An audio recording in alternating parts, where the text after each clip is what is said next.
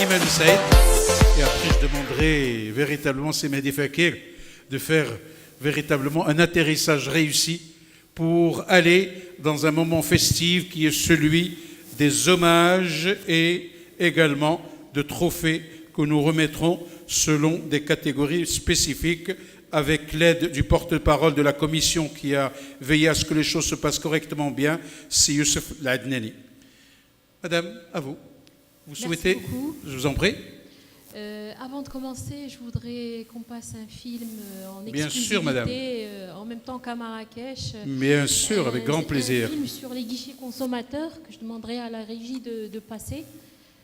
Alors, en attendant que la régie se mette en oui, phase, je vais nom, vous donner prénom, fonction, s'il vous plaît. Iman Ben Saïd, Très bien. chef de كل واحد فينا في حياته اليومية Zerban Aligia. Allez-y, madame. chef de service de l'amélioration du cadre du consumérisme et du traitement des plaintes.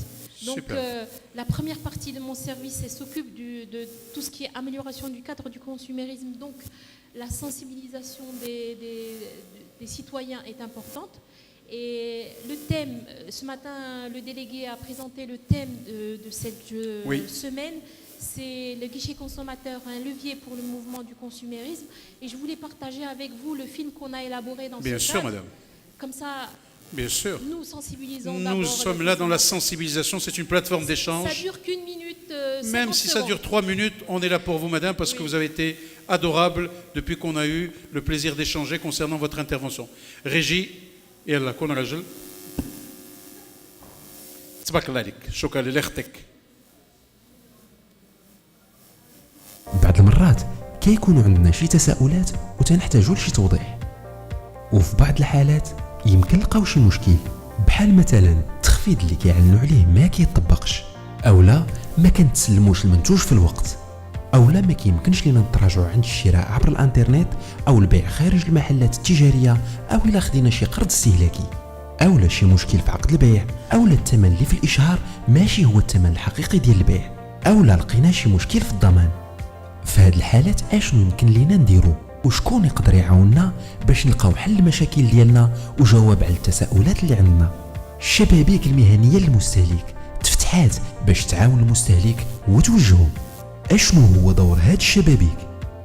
شبابيك المستهلك هي مراكز إنصات مدمجة داخل جمعية حماية المستهلك، نشأت بشراكة ودعم من وزارة الصناعة والاستثمار والتجارة والاقتصاد الرقمي.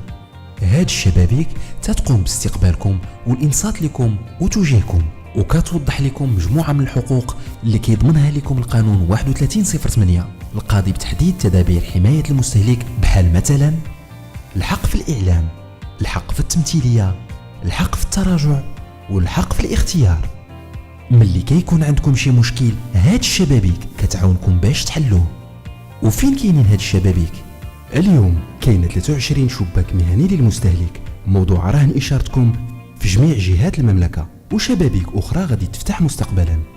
للاطلاع على اقرب شباك للمستهلك زوروا الموقع www.khidmatalmustahlik.ma. كل واحد فينا في حياته. Bravo. Alors, c'est une campagne qui va être lancée à partir de quand, madame Ben Saïd? Et à partir d'aujourd'hui, Oui. ça a été lancé à Marrakech et ça va durer pendant une semaine. Et ça va toucher les réseaux sociaux, ça va toucher la télé, la radio, c'est... Tout d'abord, on va les mettre lors des journées, mais normalement, ça va être mis sur YouTube. On va essayer de toucher les Pendant réseaux combien de sociaux. temps? On va le laisser indéfiniment, c'est-à-dire on va le mettre sur les réseaux sociaux et on va le laisser...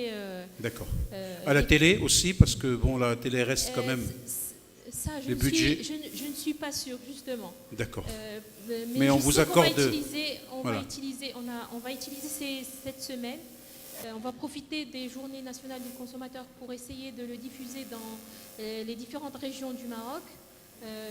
Pour votre information, on a 29 délégations au niveau du Maroc. Mais vous me l'accorderez que 23 guichets me semble insuffisant, non? C'est un début, c'est la première année qu'on professionnalise. Alors, il existe des guichets consommateurs dans les associations, mais ils ne sont pas encore professionnalisés. Pour connaître la différence, La professionnalisation, c'est l'engagement d'un salarié qui est disponible dans des horaires fixes et qui permet d'orienter et de conseiller les consommateurs quand ils ont un problème ou une demande d'information ou juste des conseils avant l'achat. C'est-à-dire que ce n'est pas obligatoirement un problème. Ils sont à la disposition du citoyen marocain. Et ce fil, c'est pour informer les consommateurs qui peuvent recourir à ces guichets consommateurs. Donc, pardon. C'est un début. En 2019, on devait en professionnaliser 24. Maintenant, il y en a 23. Donc, Super. on est à temps. Super. Et on veut. C'est un début. C'est un début. On veut, en 2021, on a pour objectif de professionnaliser tous les guichets consommateurs. Avec votre permission, Madame Messaïd, est-ce qu'on peut avoir 4 idées maîtresses de ce site qui s'appelle Moustahlik? Oui. À quoi ça sert, au-delà de la présentation, qui, je sais, est très... Je ne vais pas la faire. Voilà. Ça va être trop long. Voilà. Dites-nous un petit peu. Tout le monde est passionné et a envie de dire ce qu'il fait tous les jours. Tout à fait. Mais l'objectif de ce... Il existe depuis combien de temps, le site? Depuis 2013. 2013, quand même, ça fait 6 ans. L'objectif, en fait, il y a deux volets. Oui. Il y a un volet informatif qui permet de donner l'information aux consommateurs, des conseils. Vous pouvez trouver de la réglementation, des fiches pratiques, des dépliants, des guides. Par exemple, puisqu'on est dans le e-commerce, on donne un modèle des conditions de vente que peuvent utiliser les e-commerçants. C'est un exemple. Mais c'est destiné aux consommateurs parce qu'on a envie que le consommateur soit averti et qu'il soit conscient de ses droits et qu'il les exige. Parce que souvent, nous, en tant que consommateurs, on néglige nos droits. Le deuxième volet, c'est le volet traitement des réclamations. Alors, comme l'a dit mon collègue ce matin, c'est une plateforme qui est ouverte à toutes les plaintes en rapport avec la loi 3108, excepté les plaintes concernant l'agroalimentaire. Pour l'agroalimentaire, c'est l'ONSA. Mais on redirige le consommateur, on lui dit il existe un numéro vert et un site qui peuvent vous prendre en charge pour les plaintes agroalimentaires. La spécificité de ce portail, c'est qu'il est partagé. Il y a des plaintes qui concernent le volet réglementaire. Donc on transfère ces plaintes aux entités qui sont concernées par le domaine de la plainte, qui sont en général des autorités de contrôle, c'est-à-dire c'est eux qui ont l'obligation de vérifier des lois, mais surtout celle de la 3108 pour protéger le consommateur. Et également, nous pouvons transmettre nos plaintes aux associations pour réparation, pour gérer tout ce qui est conflictuel, relationnel, ce que ne peut pas prendre en charge les autorités de contrôle. Et des fois, les plaintes qui sont destinées aux autorités de contrôle sont transmises également aux associations pour permettre aux consommateurs de bénéficier d'un remboursement, d'une réparation. C'est-à-dire on traite le volet réglementaire et en parallèle, on laisse l'association traiter le côté réparation. Voilà. Ce site est visité, combien de visites par jour? Est-ce que vous avez une idée du nombre? Je ne peux pas vous dire par jour, oui. Mais en 2018, oui. Nous avons eu 47 000 visites. Sur 2018, dans toute cette... 2018. Ouais. Depuis 2013, 180 000. Cette année, nous avons 750 plaintes. D'accord. Depuis 2013, 2750 plaintes. Et elles sont résolues, ces plaintes Alors, je ne peux parler que de celles qui sont du qui vous concernent, oui. Normalement, nous organisons régulièrement des réunions avec nos partenaires sur cette plateforme et nous leur demandons de nous donner les suites données à ces plaintes-là.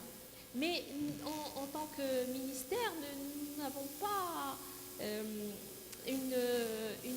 une autorité. Oui, sur les autres. D'accord.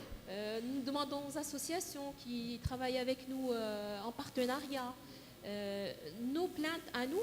Alors, celles qui sont relatives au magasin, là où il y a les achats de visu, on demande une enquête auprès des délégations, des 29 délégations, et nous recevons la réponse pour pouvoir clôturer la plainte. Parce que nous devons clôturer la plainte. Quand ça concerne le e-commerce, nous avons au niveau, comme dit mon collègue, c'est une petite équipe, mais a contrôlé 360 sites depuis 2016. Il y a eu des formations pour permettre à ces enquêteurs d'être,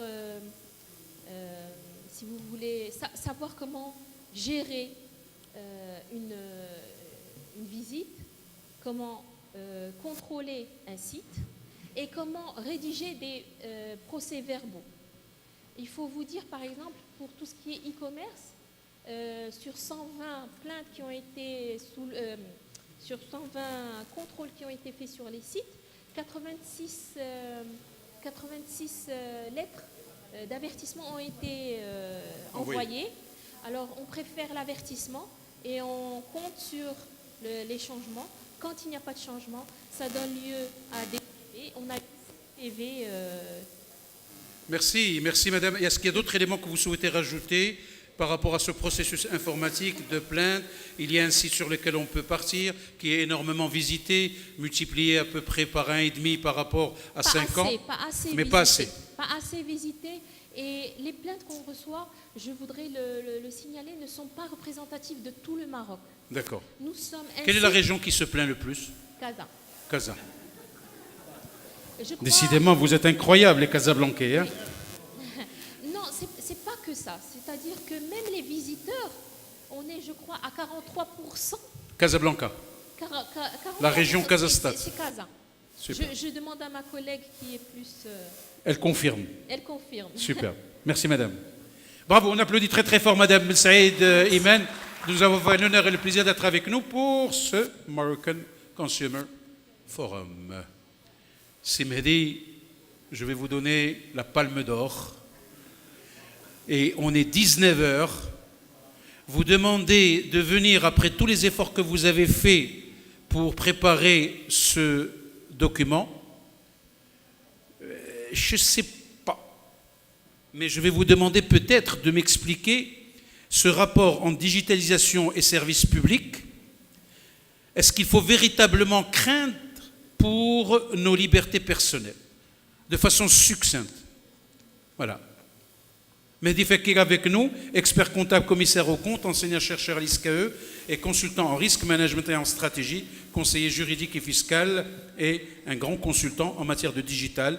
C'est très très intéressant. Merci Mehdi de nous faire ce plaisir. Alors, merci. Alors, j'aimerais juste expliquer qu'aujourd'hui, lorsque nous parlons de digitalisation en tant que phénomène universel, c'est que nous évoquons plusieurs concepts qui sont en train de s'installer. Donc, le rôle de l'État, c'est d'imposer une certaine règle, l'État étant le garant des libertés, mais également, l'État, il a toujours des missions qui sont des missions consacrées par l'histoire, consacrées par, je dirais, la Constitution, consacrées par le sens même d'un État régalien, qui est là pour assurer des missions régaliennes de l'État. Donc l'État, avant tout, il se doit de garantir le bien-être de la collectivité, d'organiser cette collectivité dans le sens large du terme, et surtout de protéger cette collectivité. Ce qui fait aujourd'hui, si nous devrions nous inquiéter pour les libertés publiques, pour plutôt les données personnelles, les libertés publiques, je ne crois pas qu'il faudrait s'inquiéter de l'État. L'État, c'est un challenge, parce que cet État aujourd'hui qui se doit de défendre cette collectivité se trouve aujourd'hui devant des défis qui dépassent même son rôle.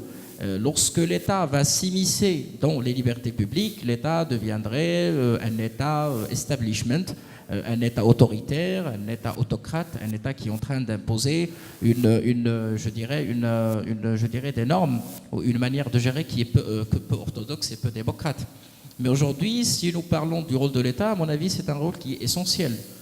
Tout d'abord pour protéger la collectivité. Donc ici, nous avons eu droit à plusieurs présentations de ce que pourrait faire l'autorité de l'État en matière de protection des données personnelles, protection des libertés, protection du bien-être, protection de la spécificité de chaque pays, et surtout la protection de la souveraineté qui se trouve aujourd'hui complètement bafouée avec ce phénomène de transformation digitale. Si je vous parle du cas estonien, l'Estonie est en train aujourd'hui, de proposer une citoyenneté digitale, ce qui remet en question tous les concepts que nous avons l'habitude de connaître.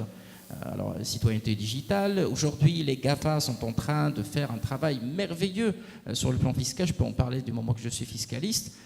Modestement, c'est que les GAFA aujourd'hui sont en train d'élaborer des montages en s'appuyant sur le digital pour payer le moindre d'impôts. Et les États ont du mal à les traquer. Je peux vous dire que les gains se chiffrent à des milliards de dollars. Également, nous sommes devant un phénomène qui fait que, le digital en tant que réceptacle, en tant que canal, en tant que moyen, est en train de bousculer sérieusement tous les concepts classiques de l'économie, de la société. Et de ce fait-là, c'est aujourd'hui un défi qui est très compliqué pour les États pour instaurer un certain ordre. Commençons par le commencement, nous parlons d'un état de droit. Est-ce qu'aujourd'hui vous trouvez que c'est facile d'établir et de suivre et de, instaurer et de consacrer la règle du droit ou la piste de droit et la piste en quelque sorte et la preuve de droit avec cette digitalisation? C'est très compliqué. C'est très compliqué. Aujourd'hui, nos juridictions sont toujours orthodoxes. Ils ne jurent que de la preuve de droit qui est matérielle. Je parle des juridictions marocaines. Nous avons une loi sur la signature électronique qui date de 2008, si je m'abuse, mais qui est malheureusement peu activée. Et là, nous sommes en train de se dire, est-ce que l'État est en mesure de le protéger? D'un autre côté, par ailleurs, nous avons des préjugés contre l'État. L'un des participants tout à l'heure, il a parlé de l'ICE. L'ICE, c'est un moyen qui est légitime et légal pour l'État pour pouvoir recouper. Comment voulez-vous que l'État aujourd'hui puisse sauvegarder les intérêts de la collectivité en ce qui concerne les deniers publics s'il n'a pas un moyen pour recouper les informations de part et d'autre? Donc l'ICE aujourd'hui, qui a suscité beaucoup de débats, qui a suscité une colère de la part des grands commerçants, vous avez suivi la crise qui a eu lieu ces derniers temps, est aujourd'hui un moyen qui est légal pour l'État afin d'instaurer une certaine norme et un certain ordre sur le plan fiscal. Donc c'est un moyen de recoupement qui est tout à fait légitime. Mais encore, et là je mobilise un petit peu la loi de finances 2019, la loi de 2019, il a, apporté une nouveauté majeure qui a été peu suivie, peu débattue, mais qui va revenir au débat parce que c'est ça notre problème en tant que société, c'est que nous ne parlons des choses que dès qu'ils entrent en vigueur. C'est qu'aujourd'hui, l'autorité fiscale, il a le droit d'accéder à tout type d'informations émanant d'un organisme public pour opérer ces contrôles tout en respectant le secret professionnel. Mais à mon avis, ça n'importe pas du moment que nous sommes en train de défendre les deniers publics. Il ne faut pas oublier également qu'aujourd'hui nous avons, on parle un petit peu de l'autorité de l'État, l'autorité de l'État aujourd'hui est sérieusement remise en question parce qu'il y a une loi, une convention qui a été signée, c'est les conventions de l'OCDE qui permettent un échange électronique des données. C'est-à-dire mes propres données à moi pourraient très très bien se retrouver en Suède, en France, aux États-Unis pour bien sûr, parce que le Maroc il a signé ces accords. Donc aujourd'hui, je vois que l'État est en situation qui est très difficile, je vois que le rôle de l'État est en train d'être remis en question et je ne vois pas comment l'État pourrait nuire à ce droit sacré et comment le droit puisse protéger les données personnelles de ses citoyens parce que malheureusement les principes de territorialité se trouvent complètement remis en question. Et aujourd'hui, pour pouvoir poursuivre quelqu'un aux États-Unis pour une infraction en matière de violation des données personnelles au Maroc, ça me semble compliqué alors que nous ne pouvons pas contrôler Facebook correctement. Faire des restrictions à Facebook, ça permet un petit peu de renvoyer éventuellement à des sanctions. Ça pourrait nuire à la réputation d'un pays. Prenez le cas de la Chine, prenez le cas de l'Iran. C'est-à-dire c'est quelque chose qui n'est pas du tout dans le bon sens et ça pourrait être interprété de façon, négative. Autre chose sur laquelle j'aimerais beaucoup insister, c'est qu'aujourd'hui, plus que jamais, le digital est un moyen, est un levier. Je préfère parler du levier digital. C'est un moyen pour les États afin d'instaurer ce que nous nommons la société du savoir. C'est un levier pour le développement socio-culturel, c'est un levier pour le développement économique. Et je crois que le digital aujourd'hui pourrait se positionner comme étant un vrai levier pour le modèle de développement que nous sommes en train de débattre, que nous sommes en train de discuter. Et si aujourd'hui nous devrions parler d'un modèle de développement, il faut absolument consacrer cette notion de digital et je dirais un peu ce levier de digital comme un vrai moyen et une particularité pour le modèle de développement que nous cherchons à instaurer et imposer au Maroc. L'Estonie a pu, avec le peu de moyens qu'il a, ce pays, il a pu, grâce au digital aujourd'hui, de faire une grande révolution. Nous pouvons très très bien au Maroc le faire, donc il ne faut plus voir en l'État une entrave pour, ce développement du digital, loin de là. Moi, je vois, et je dirais en quelque sorte, j'encourage mes amis au niveau des autorités, au niveau de l'exécutif, parce qu'ils n'ont pas trop le choix. Ils sont devant beaucoup de défis, plein de défis, et je ne sais personnellement pas jusqu'à où ils iront, parce que là, ils ont des contraintes sur le plan légal, sur le plan réglementaire. Madame vient de le dire aujourd'hui, même devant une infraction, elle n'a pas le droit d'attaquer cette personne et d'actionner une action, une procédure en justice, parce que ça va être très mal interprété, parce qu'elle n'a pas le droit, parce qu'on va revenir sur la règle de droit, ce n'est qu'un tiers qui est directement concerné, et que l'exécutif aujourd'hui n'a pas le droit d'entamer une procédure au nom de la collectivité. Il faut que ça soit, une partie tierce. Donc je vais conclure en disant qu'aujourd'hui, plus que jamais, le digital, il a une place de choix dans l'action de l'État. Aujourd'hui, l'État, il se doit d'investir et de valoriser ce sujet digital pour le bien, dans le sens large du terme, de la collectivité, et que c'est aussi un moyen fort pour pouvoir rendre plus efficiente l'action de l'État. Donc c'est un ingrédient, et pour vraiment, en quelque sorte, couper avec la corruption, avec l'inefficience, avec la bureaucratie, mais je crois que ce rôle doit être défini par la collectivité. Ce n'est que le consensus et l'entente collective qui permettrait de guider l'action de l'État et guider bien sûr l'action de l'exécutif. Et je vous remercie. Merci Mehdi, merci. Alors si j'ai bien compris, c'est Fakir, sans le digital on était bien surveillé, avec le digital on est bien et mieux surveillé. Si vous parlez d'être surveillé ou pas, le Gestapo... En traçabilité. Oui, le Gestapo, voilà. Il a fait des choses miraculeuses sans le digital. Oui. Le FBI, il a pu également faire des choses extraordinaires. Les régimes totalitaires du bloc soviétique, ils étaient tellement forts. Je ne crois pas que c'est pas l'esprit. Le digital, il est là, pas pour qu'on puisse surveiller les gens. Le digital est là pour servir la collectivité. Il pourrait être utilisé à des fins d'investigation, à des fins un petit peu de service secret. C'est légitime. Écoutez, tant que c'est cadré par la loi, tout à fait, c'est légitime. Une fois ces libertés publiques sont bafouées, là ça commence. Ça commence. Et là, je reviens pour dire, mais de quelle loi on parle? Lorsqu'aujourd'hui, il y a un moyen. Vous vous rappelez, cher maître, lorsque Google était sous enquête, oui. Les enquêteurs européens n'osaient même pas connecter leurs ordinateurs. Ils travaillaient en déconnexion totale avec Google parce qu'on estimait que Google avait des technologies, miraculeuses pour pouvoir aspirer les données, ainsi de suite. Non, je crois personnellement aujourd'hui que l'État, il a bien sûr un rôle qui est sacré.